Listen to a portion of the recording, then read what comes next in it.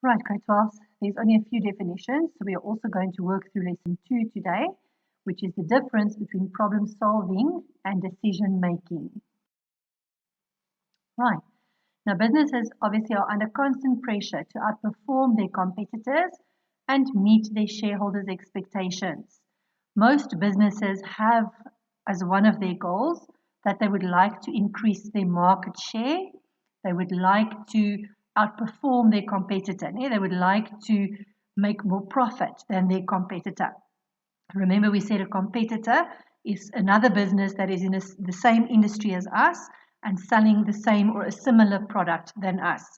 So obviously we are under pressure to create a product that most of the people in the market would prefer, that they would rather buy our product and not the competitor's product. All right. We also need to meet our shareholders' expectations.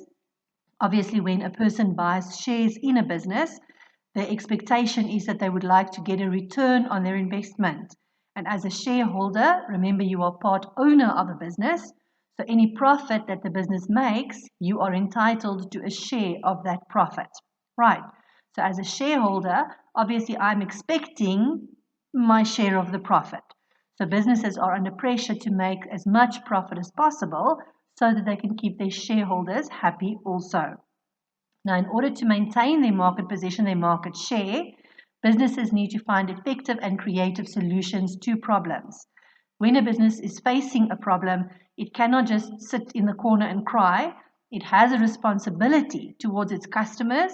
It has a responsibility towards its shareholders that obviously have certain expectations of the business.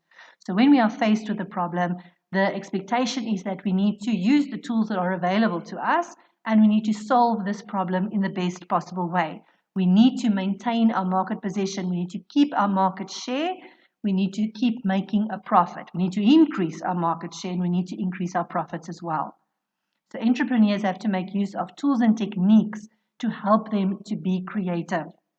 Right, and unfortunately, it's just a fact of life that some people are more creative than other people. Some people are just able to be in a position to think of creative solutions where other people just are not. All right. So in a business, obviously, we have to make use of these tools and techniques because everybody that is in the business is not necessarily going to be able to think creatively on its own. Sometimes it makes us more creative to work with others. Because if one person gives an idea, that might stimulate my creative thinking and I can come up with different ideas as well. Right, now what do we mean when we talk about problem solving? Right, we said problem solving is when we sit down and we analyze a situation to identify strategies that can be used to change the situation. All right, so if, for example, we see that our market share is dropping, a lot of our consumers are switching. They are not buying our product anymore. They are rather buying from the competitor. That is the problem that we are facing. All right. So what we need to do is we need to sit down. We need to admit that we have a problem. Okay. We need to identify the problem and write down what the problem is. And then we need to use creative thinking to identify different strategies. Okay. So what can we do? Action plans. How can we stimulate the demand for our product again? How can we convince consumers to buy from us once again? All right. And these solutions, obviously, problem solving, it requires creative thinking. We are going to have to come up with solutions. Now we're going to have to think of different solutions, and that is going to require creative thinking. Right. So problem solving involves two steps. Okay. It involves problem finding and problem shaping. Problem finding is identifying the problem. If we don't know what the problem is, we can't find solutions. We need to identify the problem first.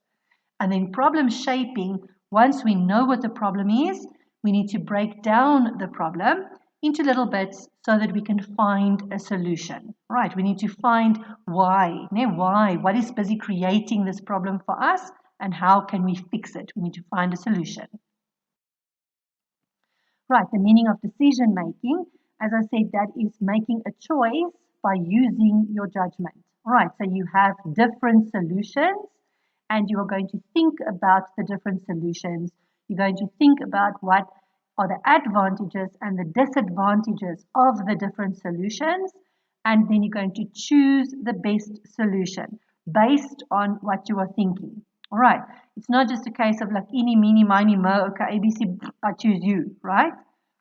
We have to think of each alternative and think about what can work and what is not going to work in terms of every alternative. We have to think of the resources available in the business, and we have to keep in mind all of those things when we make our choice. Right, so just example quickly. An example of a problem is that the human resource manager cannot find a suitable candidate for a particular job. Okay, so somebody resigned and the HR manager cannot seem to find somebody to replace the person that has resigned. Right, that is the problem. Now, there's a gap. We need to do recruitment. There's a gap. Now, we need to fill a position.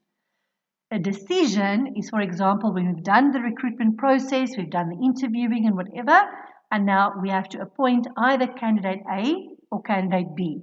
All right, so we have to choose one of the different solutions that we have.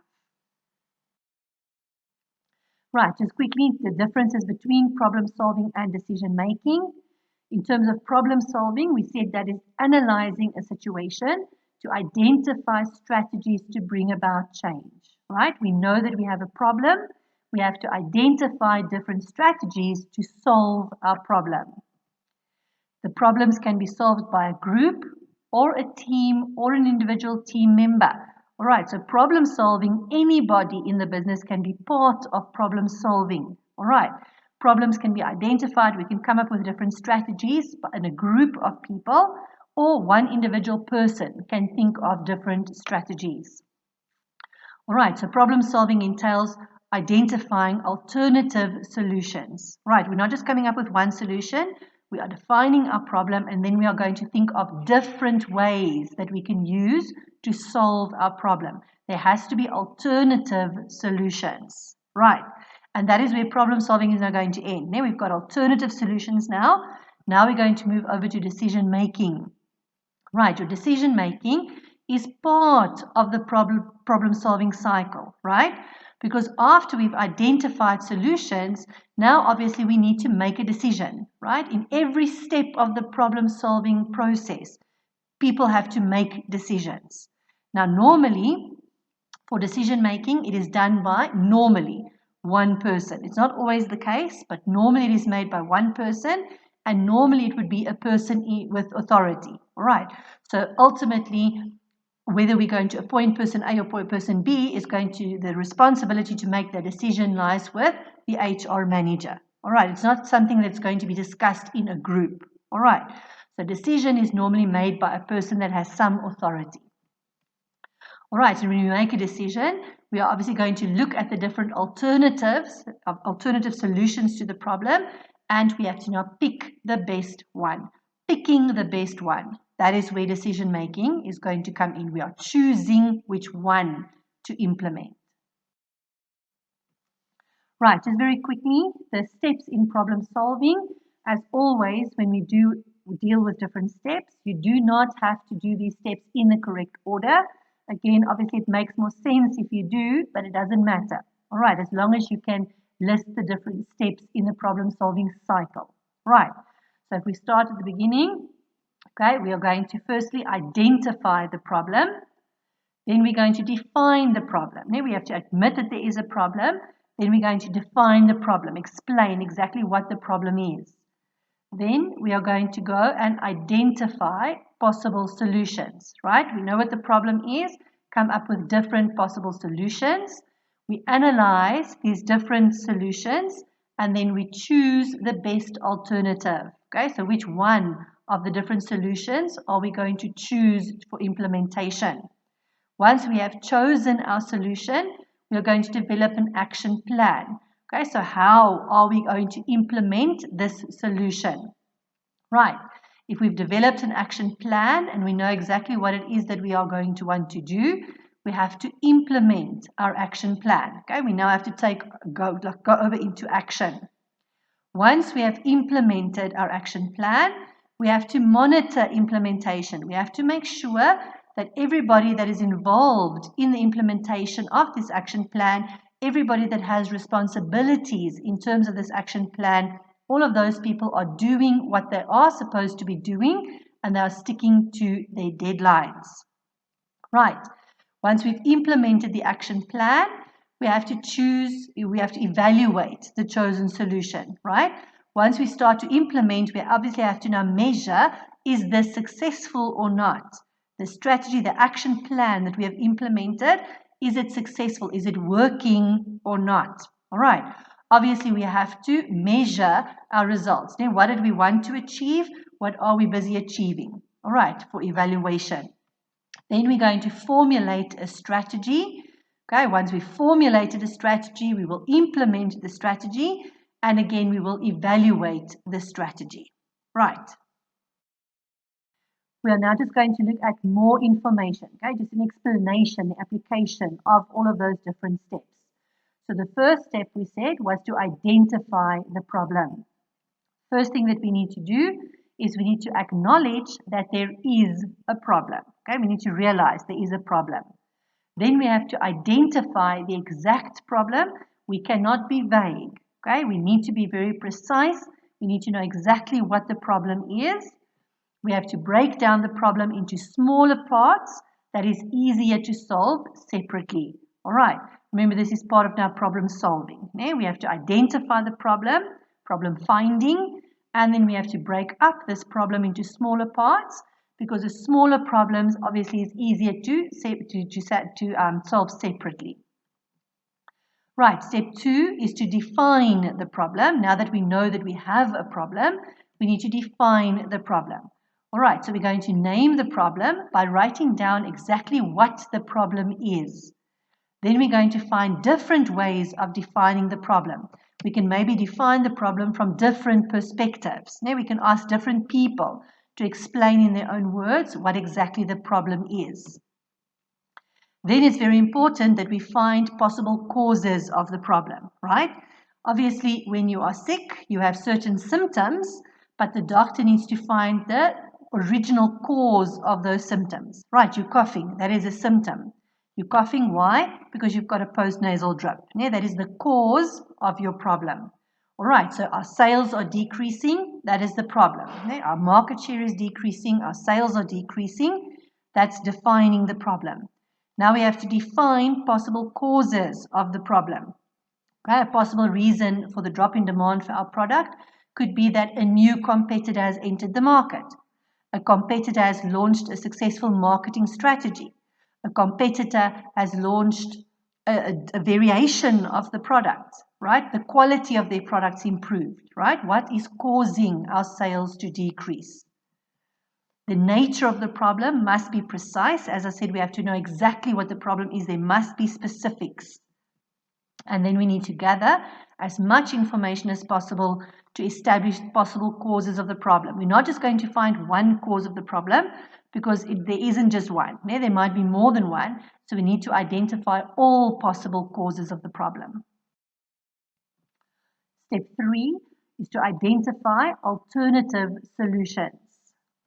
Right, so we're going to identify all different possible solutions, and this is where creative thinking is going to come in. Right, this is where those group techniques are going to come in, where we are going to ask different people to come up with their own solutions. Okay, as I said, we're going to use creative thinking to generate a wide range of solutions. This is not something that is done just by one person. Okay, this is where those group techniques is going to come in, like the brainstorming or the force field analysis or the Delphi technique or whatever. We're going to ask different kinds of people because different people comes up with different solutions. Then we're going to focus on generating as many ways as possible through using creative thinking. Now we want as many solutions as possible. Even solutions that sounds impossible initially, we want as many solutions as possible. So we collect as many ideas as possible, and then obviously we have to find the best idea. We can't implement all of these solutions. Obviously, as a group, we're going to decide which solution do we think is going to be giving us the best results, and then we come up with that one strategy that we are going to implement. Right, in order to do that, in order to decide on one strategy, we obviously have to evaluate our alternative solutions. We have many, many different solutions now, and we have to choose the best one. How are we going to do that? Right, we're going to use critical evaluation and analytical skills to evaluate each solution.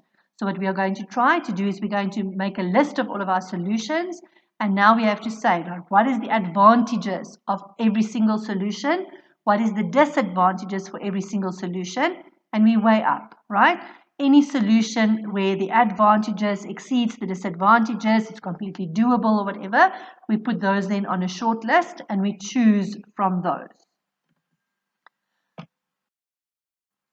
Right, then the next step is where we choose the best solution. Okay, so obviously we've now made a list of all the advantages and disadvantages of all possible solutions. We now have to take the step and choose the best one. Right, now first thing that we're going to do is we have to set criteria. What are we going to look at when we decide what the best solution is? Important criteria would be things like time. Now, how long is it going to take for us to implement this strategy? How long is it going to take for this action plan of ours to actually work before it shows results? Very important aspect is the aspect of cost. Okay, we obviously want to maximize our profits, and in order to do that, we need to keep our costs as low as possible. All right. So the costing aspect is very important. Now we need to look, what is every solution going to cost us in terms of the financial cost of implementation? Do we need to buy more raw materials? Do we hire extra people? All of those things is going to cost us money. We are looking for a cost-effective solution if there is one. All right. So we need to calculate, more or less make a projection of what each solution is going to cost in terms of rands and cents. Also important is the risk involved, right? Some solutions are obviously going to be more risky than others. Sometimes we have to do the risky thing. Sometimes jumping in and taking that risk pays off, right? But we obviously want to take clever risks. We want to evaluate the risk and decide, is it going to be viable or not? Then through using our little different criteria, we are going to identify the solution that we want to use. The best solution would obviously be the one that matches the size and the resources of the business. Okay, our best solution sometimes is going to be not having to hire new people in order to implement our new strategy, not having to go and borrow money from the bank to implement our strategy. We want to see what are the resources that the business have available, and we want to make the best use possible of the resources that we already have. Obviously, if that is not possible, then we also have to think outside the box. Right, so if the solution is not appropriate, if we've gone through all of these steps and we cannot seem to find an appropriate solution, then we cannot carry on with the problem-solving steps. Then we need to go back to step one. Okay, then we define the problem again and we need to come up with more appropriate solutions. We're not just going to implement a solution just because it's the only one we have, right? We have to make sure that the solution that we choose is appropriate for the business. If there isn't one, we go back to the drawing board and we start over.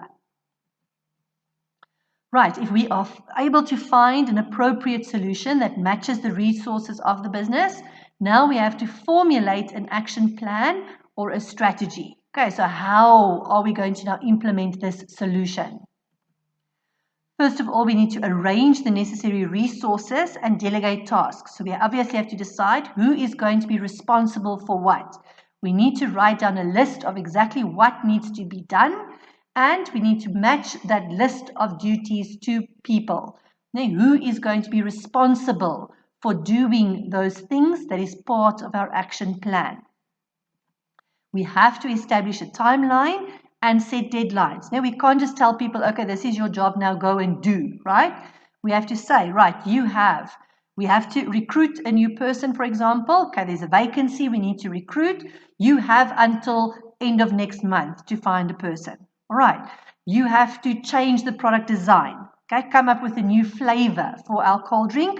You have until at the end of the month. All right, you have to give people deadlines to force them to work, to be more productive. People work, otherwise if you don't put pressure on them, You're going to wait for a year, 2 years before your solution is actually implemented, right? Once you have delegated tasks, you need to tell each person, this is your deadline. Okay, you are reporting back every week Friday. I want to see how far you are with coming up with new solution. Right, the next step is to implement an action plan. Okay, so once we've now decided, we've delegated the duties, we've given people their deadlines, now we actually have to implement the plan in the business. Right, so the implementation basically is we are carrying out the planned actions. We are going into action. We have now said we need to do X, Y, and Z.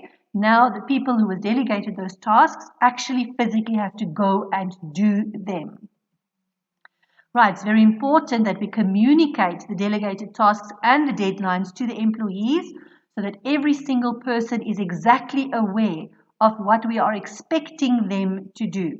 If they don't know exactly what is expected of them, they cannot do their job, right? They have to know precisely what it is that we expect of them and what the deadline is that we have given them. Right, the next step is evaluating the solution or the action plan. Obviously, with evaluation, we have to now evaluate, we have to analyze whether the problem has now been solved or not. Okay, the solution that we are implementing, is it working or not? Is it addressing the problem or not? Have the problems been solved completely or have the problem only been solved partially? Okay, what we do here when we do evaluation, we've done evaluation before, we have to compare our actual results with the desired results. So if the problem was that our market share was decreasing, we need to now determine, right, we want our market share to increase by 10%. What have we done? After 2 months of using the strategy, how much have we increased our market share or not? We haven't increased our market share at all. Obviously, our action plan is not working. We need to come up with another one. Or the market share has increased, okay, completely. Our market share has increased by 15%. Wonderful. Our strategy is working. We're carrying on with it because it's working like a charm. Or it has partially worked. Our market share has increased, but it's only increased by 5%. Then we have to decide, are we going to give it more time? That maybe after another 2 months, maybe we can have better results. Or are we just going to adjust our strategy slightly to reach our goals? Right, so this is important. We said evaluation happens throughout the implementation. Right, we cannot wait for 2 years before we evaluate whether the strategy was successful or not. We have to stick to our deadlines. We have to monitor continuously. Now, every week we want to see what's happening with our market share. Has it increased? Next week we look again. Next week we look again, right? Continuous process. Right, if problems emerge, obviously, they must be recognized and we must go back to the drawing board to reformulate the problem. All right, so specifically if our strategy is not working at all or it's partially working, it might be necessary for us to go back to the beginning to reformulate the problem and to just look at alternative solutions in the future. If the solution is not working, it doesn't help to continually implement a solution that is absolutely not working. We are wasting our time and we are wasting our resources. Then we go back to the drawing board, we define the problem all over again and we come up with new solutions that hopefully will work better. Right, the aim is to determine whether the problem was solved and very important to record the lessons that we have learned. Right, so if the problem was solved 100%, obviously we have learned that our strategy has worked. If our problem was only solved partially, we need to see, write down, think about it, brainstorm, what can we do differently the next time, right? And if our problem wasn't solved at all, obviously we need to keep record of, okay, this solution that we've implemented, this one, it doesn't work. We shouldn't try it again in the future because it doesn't work.